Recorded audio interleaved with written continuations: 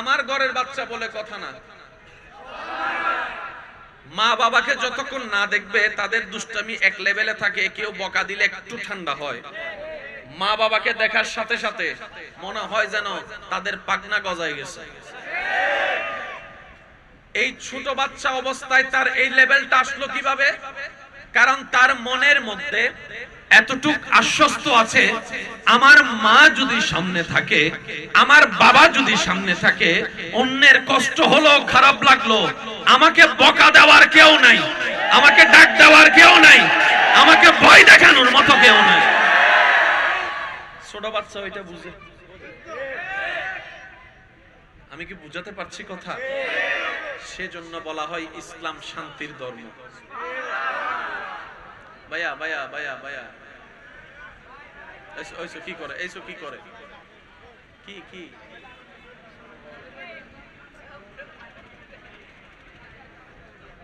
আপনারা একটু একটু পরিবেশটা সুন্দর রাখার চেষ্টা করেন, আপনারা ভালো বুঝবেন কিভাবে রাখা যায়। একবার দরুদ শরীফ পড়ি, আল্লাহুম্মা সাল্লি আলা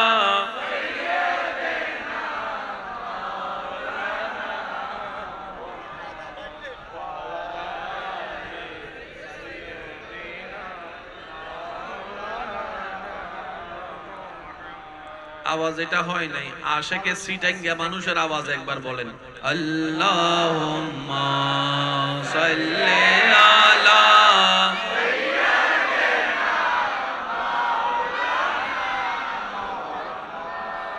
ওয়া আলা আলি সাইয়্যিদিনা। উচ্চ আওয়াজ একবার বলেন মারহাবা। আমি মূল কয়েকটা পয়েন্ট আপনাদের সমীপে রাখার চেষ্টা করব,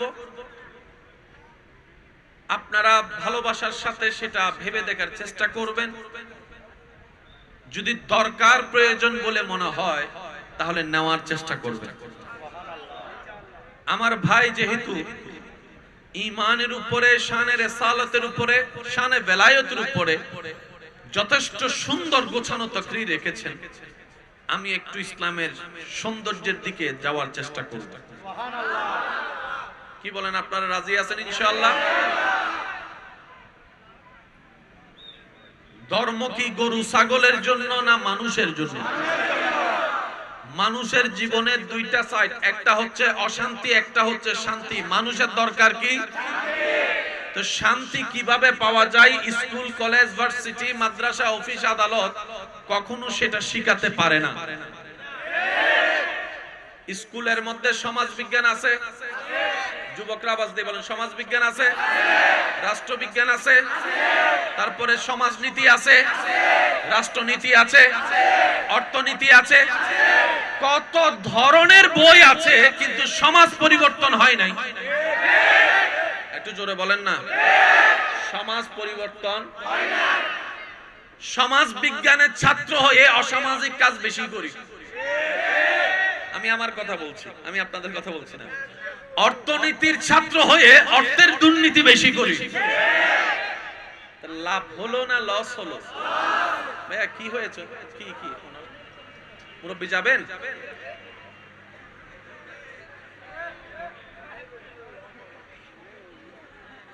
একবার বলি মারহাবা।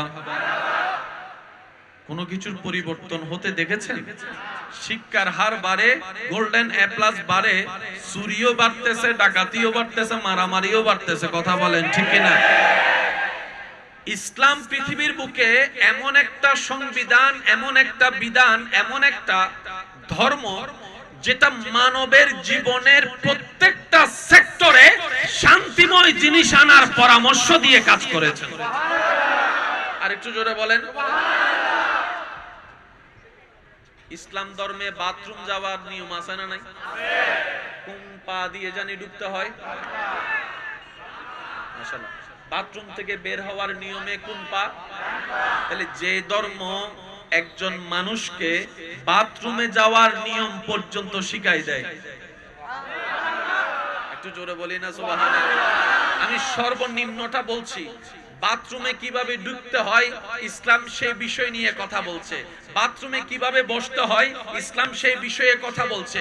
কিভাবে যৌথ কাজ করতে হয় ইসলাম সেই বিষয়ে কথা বলেছে। কোন পা দিয়ে বের হতে হয় সেটাও ইসলাম কথা বলেছে। কিভাবে হাত ধুইতে হবে, পরিষ্কার করতে হবে সেই বিষয়ে ইসলাম কথা বলেছে।